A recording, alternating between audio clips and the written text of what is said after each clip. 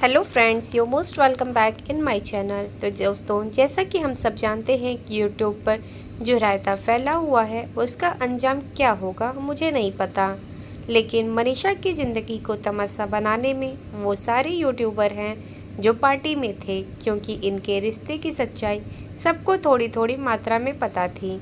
मगर समय रहते किसी ने भी आगे आकर इस चीज़ को नहीं रोका, क्योंकि सबको सिर्फ अपने व्यूज़ से, अपने डॉलर से और अपने नाम से मतलब था। मेरे गांव में एक बात कही जाती है कि इंसान दूसरे की आग तब तक नहीं बुझाता जब तक कि आग अपने घर में न लग जाए। ये सोशल मीडिया का ज़माना है दोस्तों। यहाँ पर सबको अपने कला दिखाने से मतलब है, उनको आपके दुख तकलीफ से कोई मतलब नहीं है। कहा जाता है न कि जब एक बाप अपनी बेटी को विदा करता है तो बड़े अरमानों के साथ विदा करता है, अपने जीवन की सारी जमा पूंजी लगा देता है ताकि उसकी बेटी शादी में खुश रहे और आने वाले जीवन में भी खुश रहे, कभी उसके जीवन में कभी कोई दुख ना हो। वैसे ही यहाँ पे मनीषा भी अपनी सास को सब कुछ बता दी। मैं वो सास को भी समर्थन देना चाहूँगी जो कि अपने बेटे का साथ ना दे करके अपने बहू का साथ दिया। उस ननद को भी अच्छी कहने चाहूँगी जो अपने भाई का साथ ना दे करके अपनी भाभी का साथ दिया, क्योंकि आज के ज़माने में ऐसा बहुत जगह होता है कि जहाँ अगर बेटा गलत भी है तो भी उससे गलत नहीं कहते हैं लोग, और उसके बजाय बहू को ही निकाल देते हैं या तो फिर बहू को ही उल्टा सीधा गलत बोलते हैं। लेकिन यहाँ पे सबने मनीषा का साथ दिया, क्योंकि आज जो मनीषा है उस मनीषा को देख कर के इतना तरस आता है कि वो हंसती खेलती मुस्कुराती मनीषा का कैसे ज़िंदगी उस सचिन ने उजाड़ दिया। सिर्फ किसके लिए? उस बाहर वाली के लिए। अरे यार, वो तो तुम्हारी उम्र की भी नहीं है, और उस औरत को भी शर्म आनी चाहिए कि अपने से उम्र में छोटे लड़के को उसने ऐसे फंसाया। अरे यार, तुम्हें माफ़ी मांगना है तो तुम जो है मनीषा से माफ़ी मांगो, ना कि और वो लाइफ में आकर के सबसे माफ़ी मांग रही है लेकिन मनीषा से नहीं। अरे यार, तुमको जब इतना पता था कि भगवान इसका अंजाम देख रहे हैं तो तुम जब ये कांड कर रही थी तब भी तो भगवान थे, क्यों नहीं देख रहे थे भगवान? और तुम्हें उस टाइम भी पता था कि आखिर इसका अंजाम जो गलत करता है उसका गलत ही अंजाम होता है। गलत करने वालों का अंजाम कभी भी सही हो ही नहीं सकता। तो तुम्हें उस टाइम उस औरत का ख्याल नहीं आया? तो उस टाइम जो है कि अपने परिवार, अपनी इज्जत का ख्याल नहीं आया?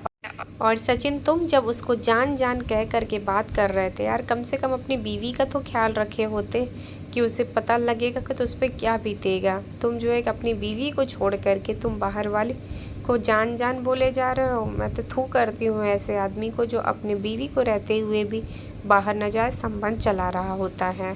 शर्म आनी चाहिए ऐसे आदमी को और ऐसे औरत को भी जो दूसरे की ज़िंदगी को उजाड़ के रख दी। उस मनीषा की हंसती खेलती ज़िंदगी पूरी तरीके से उसने बर्बाद कर दी। और ये सब जब रायता फैला हुआ था तब भी इन दोनों को समझ में नहीं आ रहा है कि क्या करना चाहिए क्या नहीं करना चाहिए। तब भी लोग मिल रहे हैं, बर्थडे मना रहे हैं मैसूर जा कर के। मतलब शर्म करो यार, कुछ तो शर्म करो। और कैसे उसके नेहा तिवारी के भाई, उसके बाप, उसकी माँ कैसी हैं कि जो इतना बढ़ावा दे दी हैं उसे।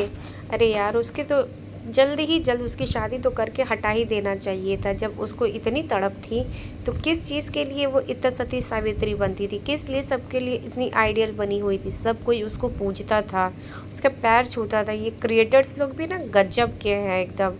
मतलब किसी को भी देवता बना दिया, किसी को देवी बना दिया, किसी का पैर छू के आशीर्वाद दे रहे। अरे यार, वो भी एक मामूली सी औरत ही थी, क्यों इतना आप लोग अपने उसके सिर पे चढ़ाए रखे थे? और यही अंजाम गलत ही हुआ।